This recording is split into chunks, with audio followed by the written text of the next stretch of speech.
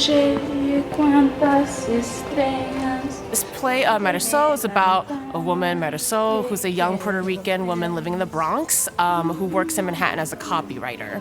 And it's a New York City that is familiar in a way, but also really unfamiliar. It's magical, it's apocalyptic, and personally for me, there's just a language about this play that I love. I prefer theater that is not quite reality, something that elevates us, transcends us from reality.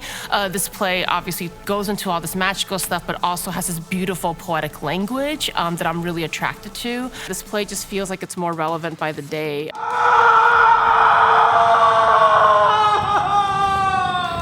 It's a play about kind of love and like passion and violence and gore, but we get to see all of our characters react truthfully and not in a way that society especially has kind of like boxed them or like expected them to react.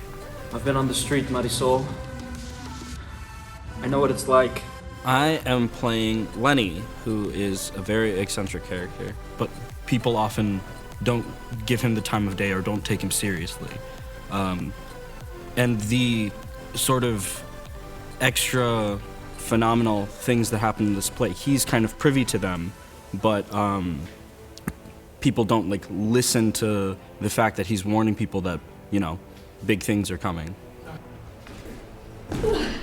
I feel like one of my strongest identities is as a survivalist. Every time something really horrible has happened to me, I have been able to use that as an opportunity to do something better. And that's something that I think Marisol, the main character, also shares, something that we see in the play, you know, taking trauma, taking tragedy, and having to continue forth and finding ways to thrive in that.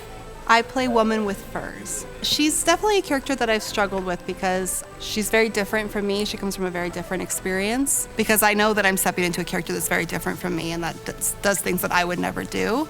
And then it kind of allows you to, you're not trying to connect with her in that way, and it kind of allows you freedom to just kind of step into the shoes of somebody that you're, you know, maybe even afraid of. In my time at U of R, I've primarily been an actor in the theater program, but I've always been intrigued in the opportunity to learn directing and to get that perspective. So this time, instead of being on stage, I'm behind the scenes, helping out and learning as much as I can. So I kind of hope people just take a moment in the kind of crazy world and situations we're in right now to be like, there will be a way out of this, and just to be hopeful for like better outcomes and new possibilities.